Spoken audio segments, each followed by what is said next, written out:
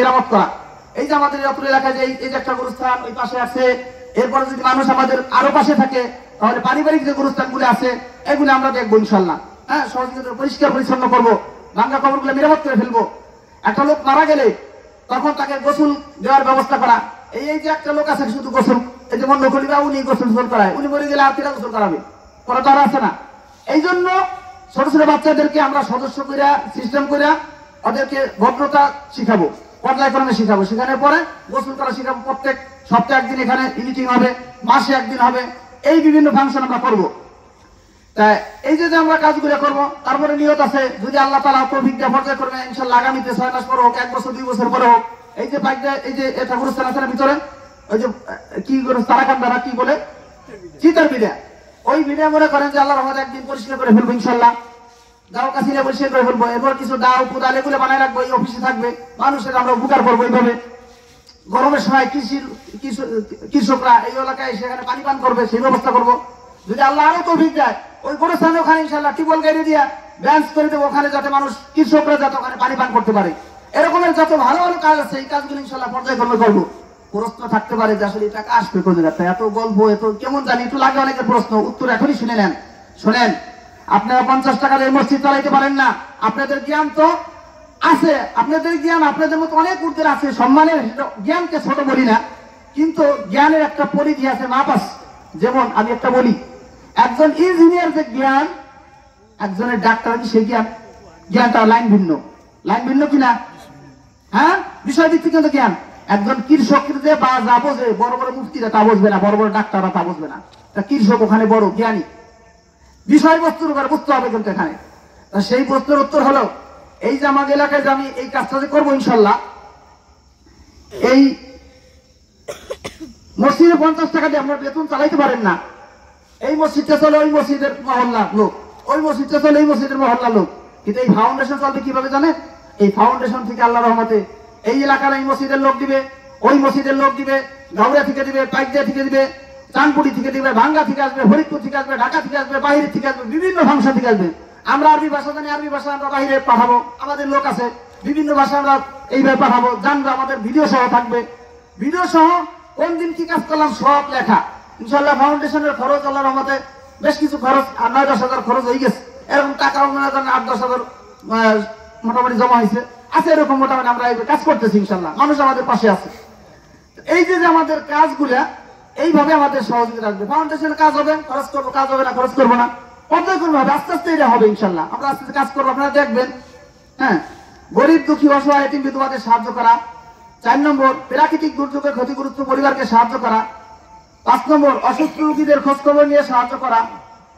এই গরিব একটা লোক অসুস্থ, 15 দিন জ্বরে শুয়ে রয়েছে, কৃষি কাজ করে খায়, এই যে একটা লোক আছে না, এই লোকটাকে আপনি আপনার পাড়া প্রতিবেশীরা অনেকেই দেখা যায় অনেক ভালো আচরণ করে না, তার কাছে ভালো লাগে। এই লোকটা জ্বরে 15 দিন শুয়ে আছে, তাকে ইনশাল্লাহ আমরা এই ফাউন্ডেশনের পক্ষ থেকে এই চাউল ডাউল 15 দিন 1 মাসের বাজার আমরা করে দিয়ে আসবো, যাতে ওই লোকটা ভালো থাকতে পারে। এই যে তার খোঁজ খবর নেয়া, এরকম কাজ ইনশাল্লাহ আমরা করবো পর্যায়ক্রমে। 6 নম্বর, গরিব মেধাবী ছাত্রছাত্রীদেরকে বিভিন্ন সময় সাহায্য করা, হোক মাদ্রাসা, স্কুল, কলেজ, যে লাইনে হোক, গরিব মেধাবী ছাত্র তাদের সহযোগিতা করা। 7 নম্বর, মৃত ব্যক্তির পরিবারের পাশে থেকে বিভিন্ন ধরনের সহযোগিতা করা, তাদের গোসল দেওয়া, এই যে কাজগুলো আছে আমরা করবো, যতটুকু হবে এইভাবে আস্তে আস্তে ইনশাল্লাহ করবো। হ্যাঁ, অভাবগ্রস্ত পরিবারের শর্তভূমিষ্ঠ শিশু এবং মাকে সাহায্য করা। ডেলিভারি সংক্রান্ত বিষয়, কোন নতুন কোন দেখা যায় সন্তান জন্মগ্রহণ করছে, এখন 1 মাস দুধ রোজ করে দেওয়া দরকার, তাদের টাকা খরচ হয়ে গেছে 15-20 হাজার টাকা, এখন না খাবে কি, সন্তান খাবে কি, পুষ্টির অভাবে তার সমস্যা, তারা বলতেও পারে না, সইতেও পারে না। সেই পরিবারে যদি আমরা 1 মাস দুধ রোজ করে দিয়েছি, কিছু খেজুর, কিছু মধু, কিছু ভালো জিনিস আমরা কিনে দিয়েছি, বিশাল উপকার হবে না? অনেকগুলো ধারা আছে যেগুলা যারা যে বিষয় বিজ্ঞ তারা সেগুলো সেই বিষয়ে জানে, এগুলো কিন্তু চিন্তা করে না। 9 নম্বর, মাঝে মাঝে শিশু এবং বয়স্কদের মেহমানদারি সহ প্রতিযোগিতার আয়োজন করা। প্রত্যেকটার অনেক ব্যাখ্যা আছে, এগুলো প্রশ্ন না করলে বোঝা যাবে না, এখানে সংক্ষেপ করতেছি, তাও লম্বা হয়ে যাচ্ছে। এখন এই যে আপনাদের বাচ্চাদের, ছোট ছোট বাচ্চাদের নিয়ে আসবেন, মেহমানদের নিয়ে আসবেন, আসার পরে এখানে এই অফিসের এখানে আপনাদের মেহমানদারি করাবো, চা খাওয়াবো, আপনাদের ভালো লাগবে, পরিবেশটা সুন্দর থাকবে, মুরব্বীদের সম্মান, ছোট বাচ্চাদেরকে করা। 10 নম্বর, পিতামাতার অবাধ্য সন্তানকে আদব কায়দা শেখানোর ব্যবস্থা করা।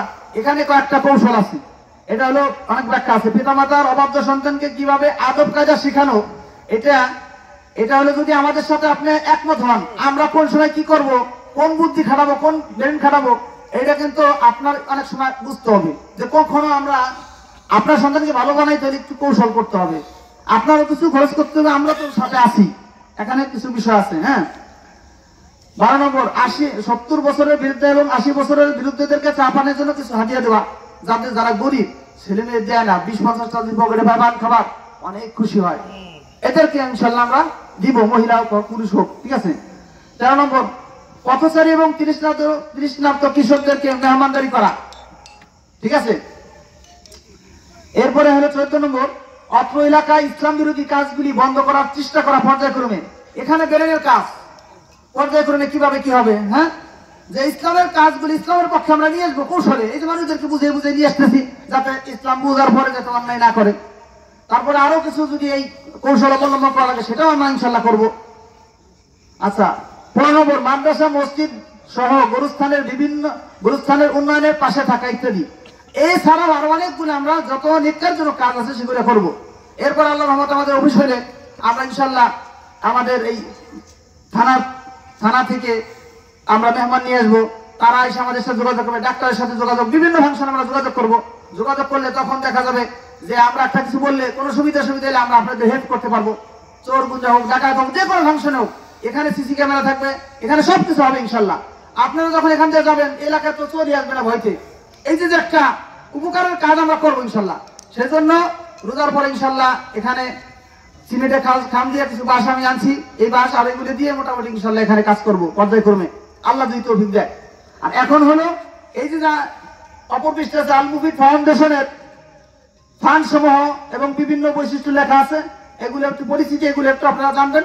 এগুলা হুজুর একটু আসেন, এদিকে আসেন, এগুলা প্রত্যেকে এক একজন হাতে দিয়ে দেন। এখানে প্রত্যেক 2 পেজে আছে, এক পেজে হলো আল মুফিদ ফাউন্ডেশনের কার্যক্রম, আর এক পেজে পাশে হলো আল মুফিদ ফাউন্ডেশনের ফান্ড সমূহ, ঠিক আছে।